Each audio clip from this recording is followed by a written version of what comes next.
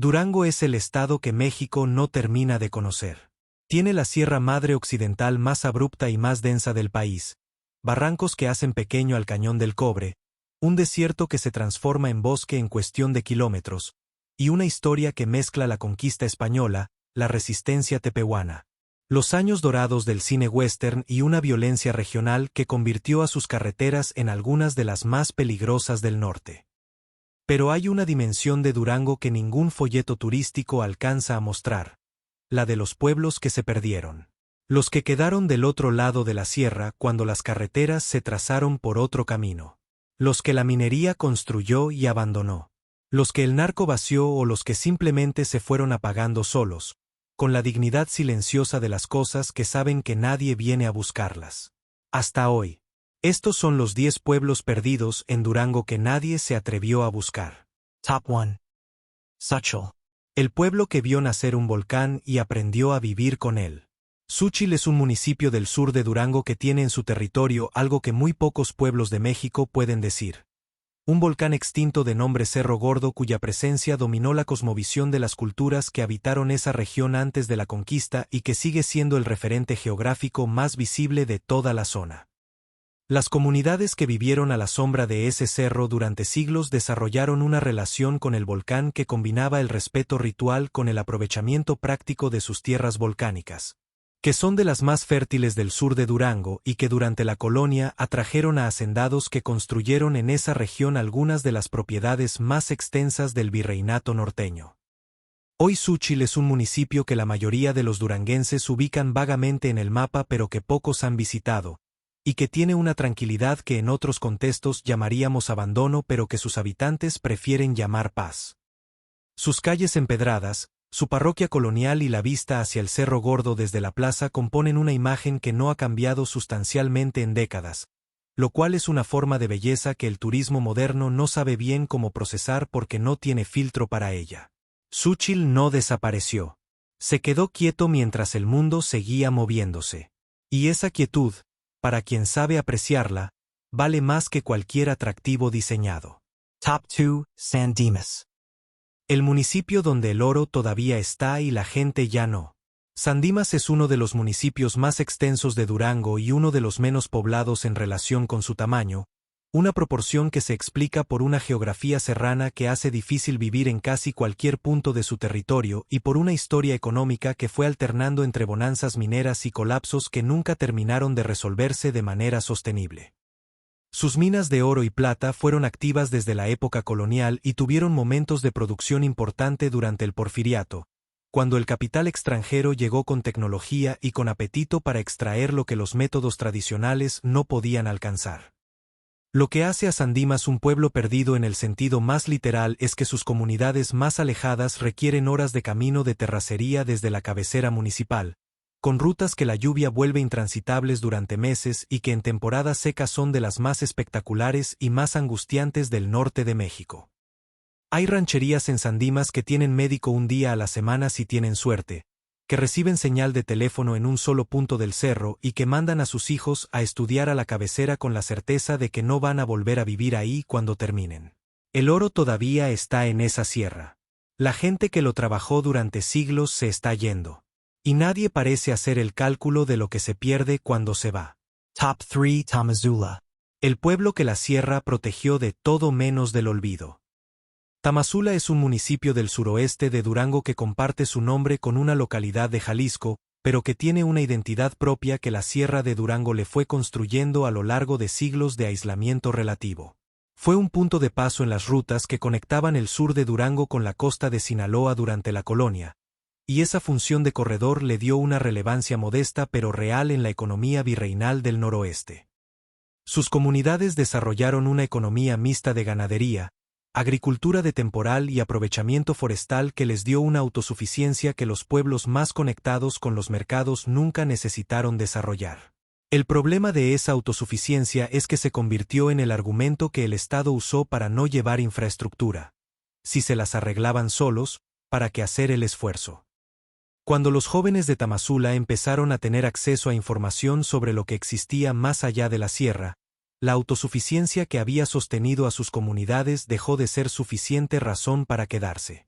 La migración hacia Culiacán, hacia Durango capital y hacia el norte fue vaciando al municipio con la paciencia de quien no tiene prisa porque el resultado es inevitable.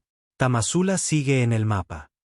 Pero en el mapa de las decisiones políticas del Estado hace décadas que no aparece en ninguna prioridad. Top 4 Canelas. El Real de Minas que la sierra más profunda de Durango escondió. Canelas es uno de los municipios más inaccesibles de Durango, encajado en la Sierra Occidental en una geografía que los viajeros que la conocen describen con esa mezcla de asombro y agotamiento que producen los lugares que te exigen demasiado para llegar a ellos. Fue un real de minas de plata que tuvo su momento de actividad durante la época colonial y que generó la riqueza suficiente para construir una iglesia y algunas estructuras que todavía son visibles en la cabecera, como evidencia arquitectónica de un pasado que el aislamiento posterior fue haciendo cada vez más difícil de sostener. Sus minas no fueron las más ricas de Durango, pero fueron lo suficientemente productivas para justificar la presencia humana en ese rincón de sierra durante siglos. Lo que hace a Canelas un pueblo perdido que nadie se atrevió a buscar es precisamente la suma de sus obstáculos de acceso.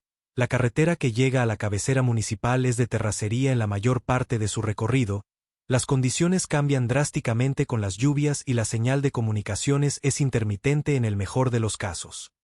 Esa geografía que durante la colonia protegía a sus habitantes de las incursiones de grupos hostiles es la misma que hoy los aísla de los servicios, del mercado y de las oportunidades que los jóvenes necesitan para quedarse. Canelas tiene una belleza serrana que los pocos fotógrafos que llegaron hasta ahí documentaron con elocuencia.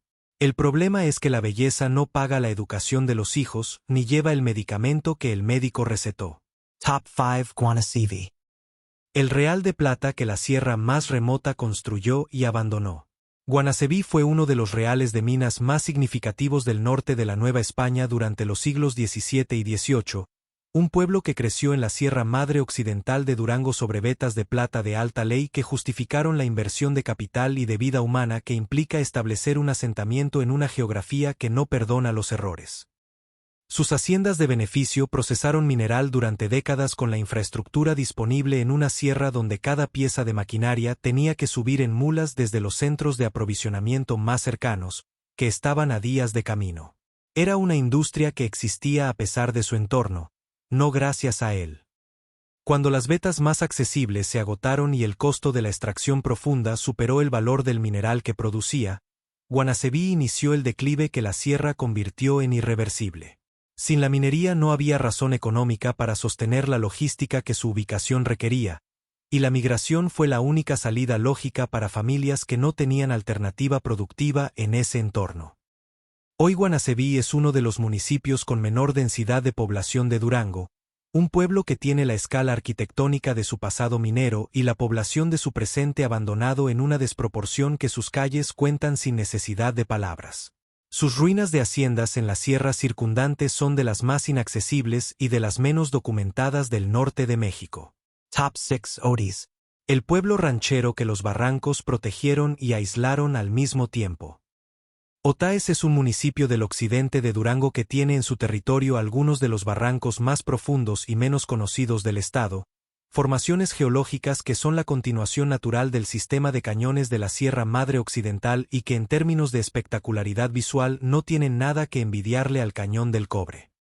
Sus comunidades rancheras desarrollaron durante generaciones una cultura de autosuficiencia que combinaba la ganadería extensiva, la agricultura de temporal y el aprovechamiento forestal en un equilibrio que la geografía imponía y que sus habitantes perfeccionaron con el conocimiento acumulado de quien vive en el mismo territorio durante siglos. Lo que el siglo XX le hizo a Otaes es lo que le hizo a todos los municipios rancheros de la sierra duranguense que quedaron fuera de las rutas de la modernización. Los fue convirtiendo en lugares donde solo se quedaba quien no tenía otra opción, mientras los que podían elegir elegían irse. Las remesas que llegan de Estados Unidos sostienen una economía que el territorio ya no puede sostener solo, y los ranchos que se ven desde los barrancos tienen cada vez más frecuencia la apariencia de los lugares que se abandonaron sin fecha prevista de regreso. Otaes tiene una geografía extraordinaria que ninguna agencia de turismo de Durango ha sabido convertir en atractivo antes de que no quede nadie que la habite. Top 7 Topia. El pueblo de La Plata que el cañón guardó 4 siglos. Topia es uno de los reales de minas más antiguos y más extraordinariamente ubicados de Durango.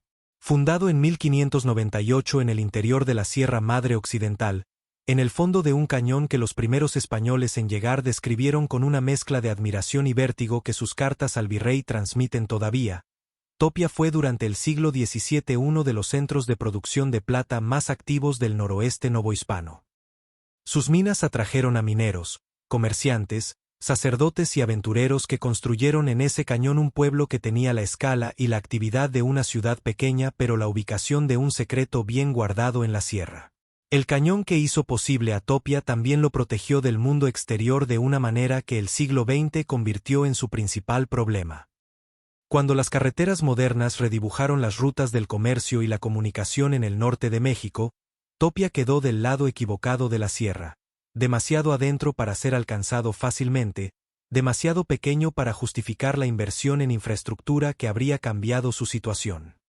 Sus minas tuvieron periodos de reactivación durante el Porfiriato y en distintos momentos del siglo XX, pero ninguno fue suficientemente sostenido como para revertir el declive demográfico que el aislamiento fue produciendo. Topia sigue ahí, en su cañón, con su iglesia del siglo XVII y sus calles de piedra, esperando que alguien baje la cuesta para ir a verla.